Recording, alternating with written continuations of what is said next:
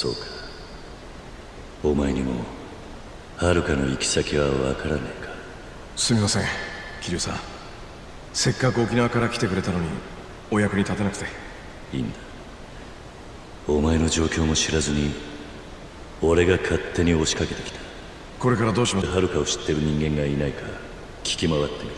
俺も自由が利けば手伝いたいんですけど。いや、無理すんな。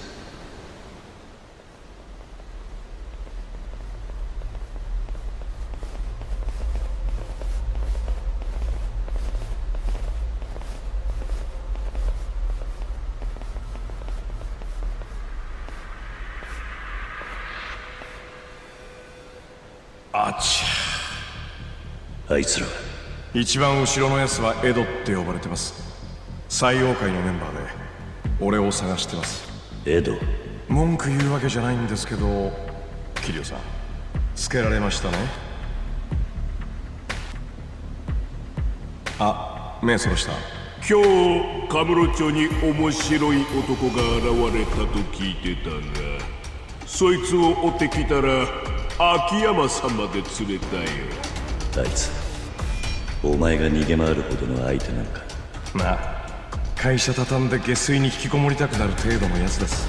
見違えたな秋山さん。前からおしゃれだったが、もう私のような凡人には理解できない着こなしだね。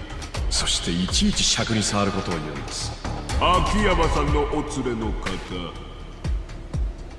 なるほど。雑魚じゃ相手にならないわけだ。お前桐生一馬だね。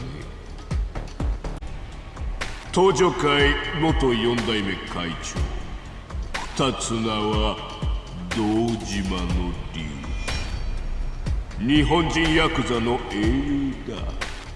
我々のリストにも名前が載っている。桐生さん、無所で体なまってないでしょうね。どうだろうな。朝のラジオ体操は欠かさなかった。健康的ですね。哀れだが極道は死に場所を選べないものだ。二人ともドブに沈むがいい。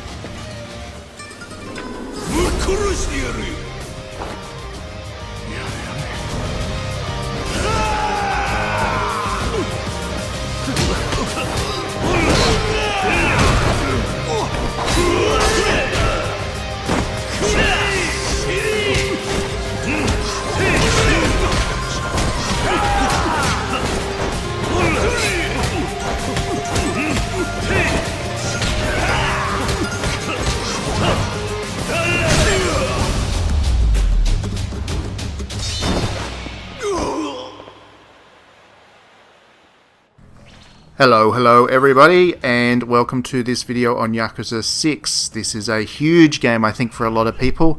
After the critical and commercial success of Yakuza 0 last year, I think a lot of people have finally twigged onto the idea that this is actually a pretty damn good series and well worth getting excited for. So it looks like Sega finally has managed to put its premier JRPG franchise, I guess, into the limelight and get a lot of people excited. So, unfortunately, Yakuza 6's full release has been delayed. There is a demo coming soon. The full version will come in March. I'm playing the full version here in the process of getting my review going. Obviously, with embargoes and all that, I can't give it scores or full reviews until closer to the release date. But what I can do is talk about my early impressions of the game, and I will preface this video right now by saying I'm only a couple of hours in, and in the context of a Yakuza game, a couple of hours is next to nothing. I've barely scratched the surface of this one. But there are a couple of things that are immediately obvious. First up, it is a Yakuza game through and through. It feels like one. It's immediately familiar when you turn it on. I've played most of the Yakuza games by now, and it like a comfortable glove. it fit. And I was right back into the action straight away, basically. So, if you've played a Yakuza game before, you know basically mechanically what to expect. You've got this gorgeous, fully realised open world to explore. It's not as big as some open world games out there, but it's much more packed. You're about to see me pull up a map, and you'll see icons everywhere. In most open world games, those icons are useless distractions which the developer throws in there to force you to keep doing more things because the OCD cuts in and you have to see and touch and do everything. With this game, all of those icons basically represent stuff that you'd expect to see in a Japanese city, and it all fits within the context of a city. So you go to a restaurant to get food to heal. You visit all these all the mini games are all based on attractions and stuff that you get to do inside a city. So it feels all very lifelike and believable, and I always say this when I play a Yakuza game, but I actually feel homesick whenever I play one of these. Not that Japan is my home, it's my home, my second home, my home away from home, but I love the country so much and I spend so much time there.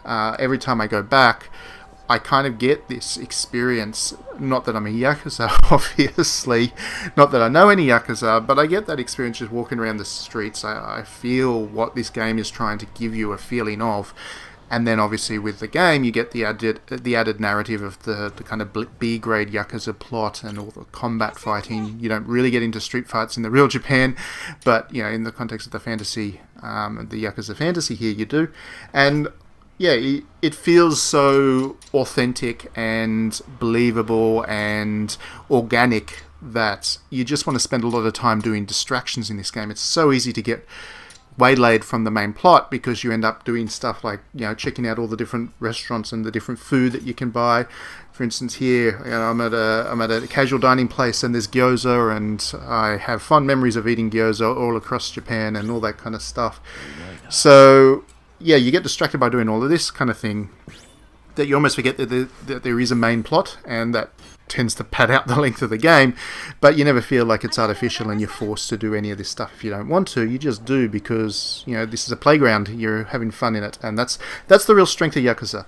And as far as that goes, this game has it in spades all over again.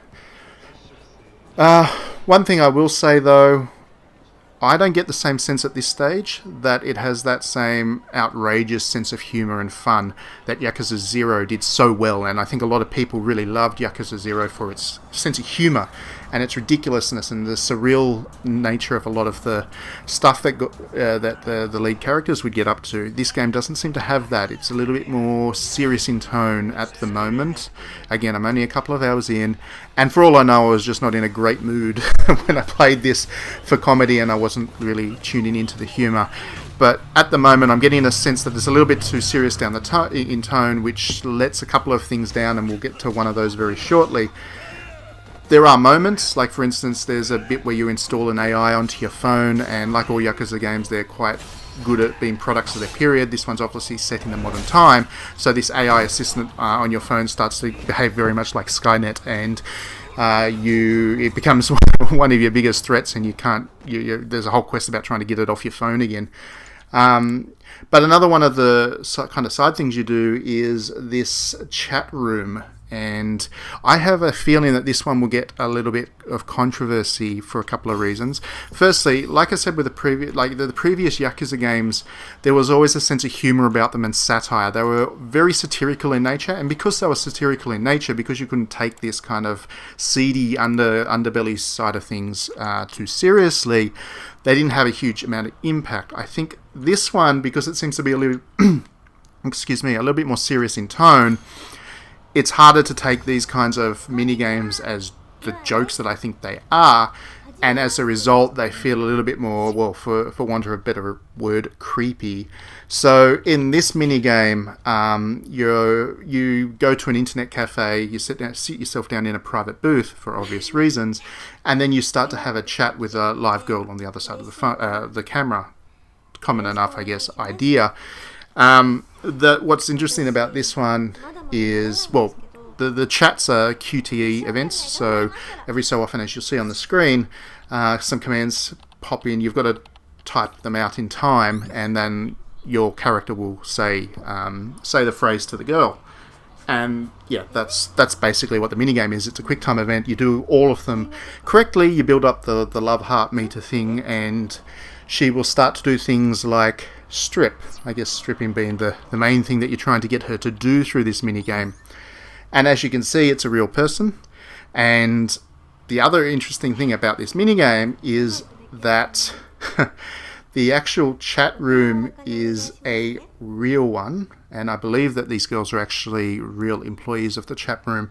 The chat room is DMM. Now, DMM in Japan is an entertainment organization, a very big one. They've got a lot of very big mobile phone games, and they go along to Tokyo Game Show every year and have a huge booth, and they're quite a legitimate business. But they also started out their first business, and probably still their most lucrative, is their adult entertainment side of things. So they have a lot of pornography. They have these kind of chat rooms where the girls strip and all that kind of stuff, as long as you keep paying money. And it's so interesting to me on one level that the game would go as far to build authenticity as to actually basically effectively promote an adult chat room and adult entertainment company within the game. Obviously, this is rated very highly in terms of the age classification. In Australia, it's an R18 plus game, so children shouldn't be playing it, and I would hope children don't play it. And there's no issues there in terms of that. The content of the game is absolutely fine for what the game's about and what the game's doing. It's just, like I said, without that sense of humor about all of this, and there's nonsense comments in the sidebar, like the other virtual chatters with this girl, because you're not the only one in the chat room. They all come up with some stupid things to say, and the tone of the QTEs, the words that you're typing in are nonsense as well. So there is a slight element, I guess, of the humor and satire in there, but within the context of the whole game, it's just not fitting with me quite as well as it did with Yakuza 0. So, for instance, Yakuza 0 had been set in the 80s. It didn't have chat rooms, but it had video booths where you would go and rent a pornographic video, and again, they got real porn actors to do the strip scenes and all that kind of stuff. But that one had a much stronger sense of humor around that minigame, and then within the minigame itself, it had tissues and all that kind of, a box of tissues on the side of the screen, which was quite prominent, and all that kind of stuff, just to remind you about how ridiculous it all is. This game doesn't gel that quite so well with me at the moment, and if it doesn't, I'm not sure that these kind of adult entertainment mini games will fit quite as well. But I'm more than willing to give the game a chance, because Yakuza hasn't let me down as yet, and for the third time or fourth time, I'm only a couple of hours into it, so I really do assume that by the end of it, I'll be all okay with this all over again. But yeah, I wanted to show you. I don't know how far these girls go at the moment. I've only played the minigame once so far, and there seems to be the ability to chat with the girls again, so who knows what will happen.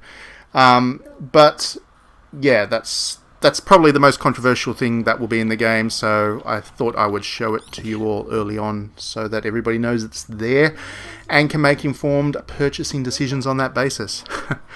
Other than that, yeah, really amazing game so far. Love the early time I've had with it, and I think that this is one that everybody who likes good quality stories and good quality Japanese games should be really looking forward to. So thanks very much for watching, and we will see you at the next video.